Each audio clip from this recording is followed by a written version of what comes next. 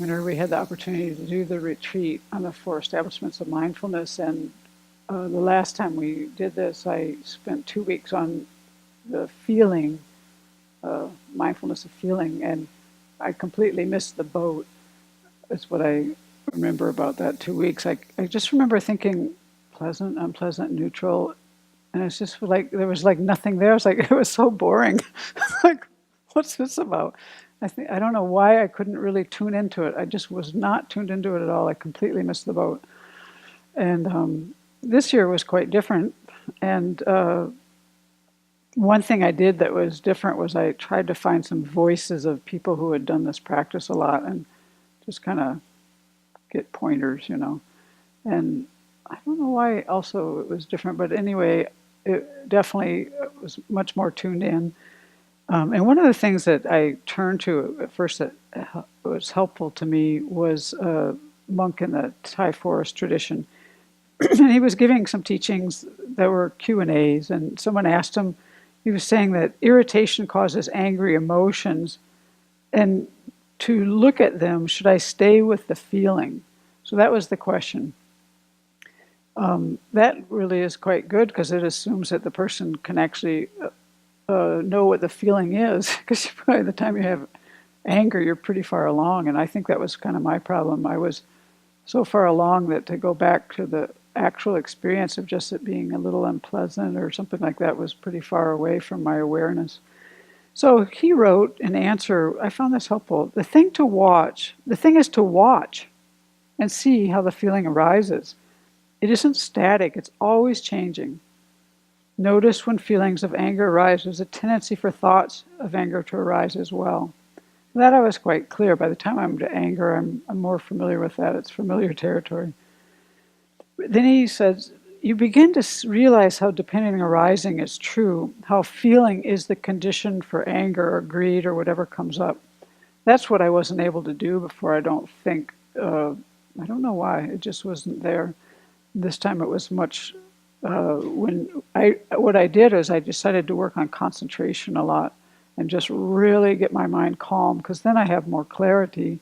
When we're in silent retreat, the clarity comes more naturally because we're not just pulled away, and the first couple of weeks of retreat, I had absolutely no interferences. There was nothing else going on for me but the retreat. It was quite nice.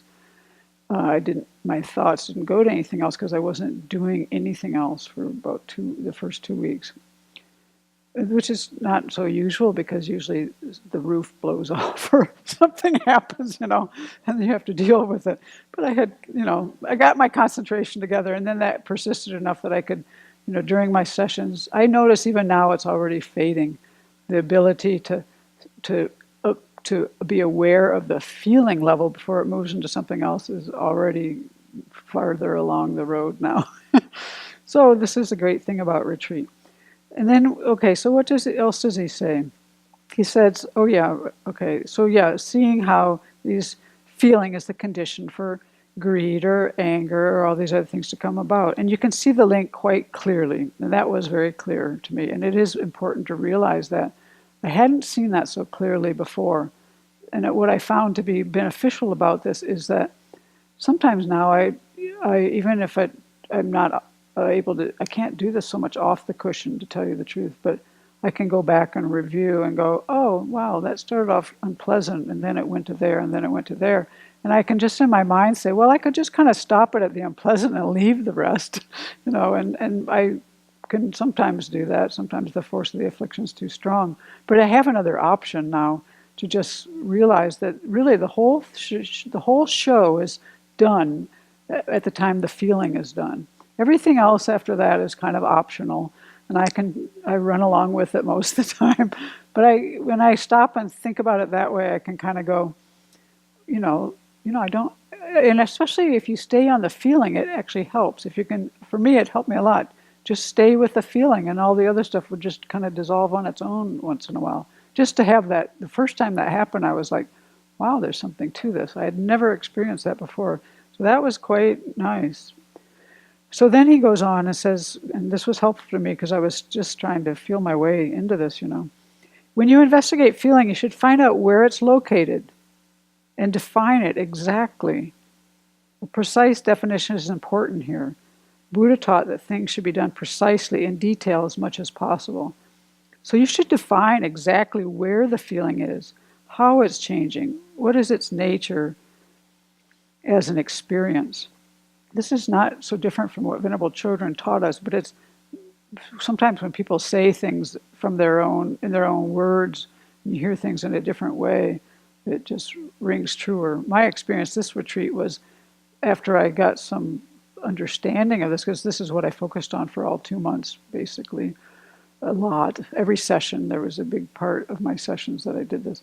Then I went back and read Venerable Children's teachings, my notes actually under her teachings, and I was like, wow, she has done this. It was so clear to me. She knew this from the inside. So that was helpful because I couldn't really grok it the first time. Okay, so then he goes on. You can't really describe that accurately to anyone.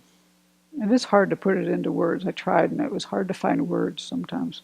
But you know in yourself what this feeling does, what arises out of it, and how it dies away.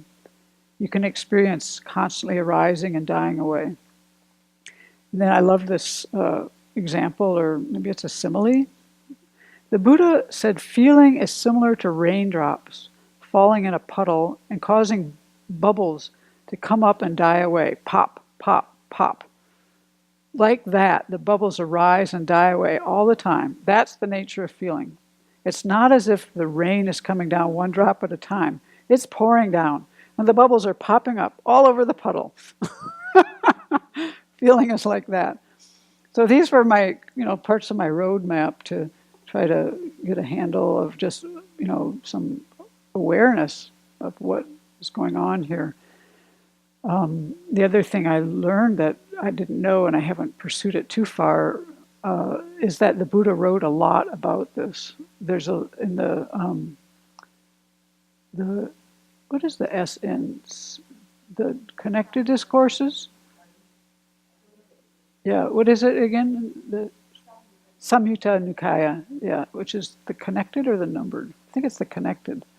I'd have to look it up. But anyway, he wrote a huge section on feeling. There's like 40 suttas on this, at least. And I read a person who summarized them into about 6 teachings. That's what was a big part of. Now I want to read the suttas, but it was helpful to get some kind of overview.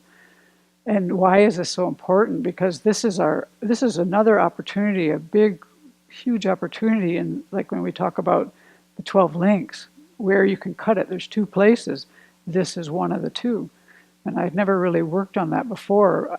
I think the last year or the year before, I got kind of in touch with craving. Like, wow, I never used this word to describe what was going on in me before. Wow, this is craving. But the thing that's before craving is feeling. And that's what it leads to, right? So if you can start to identify these things, then you can start to, work with them and not have them be interfering with your life so much. And not only this life, but what you're doing in our future lives can be impacted by this greatly, obviously. Thank you.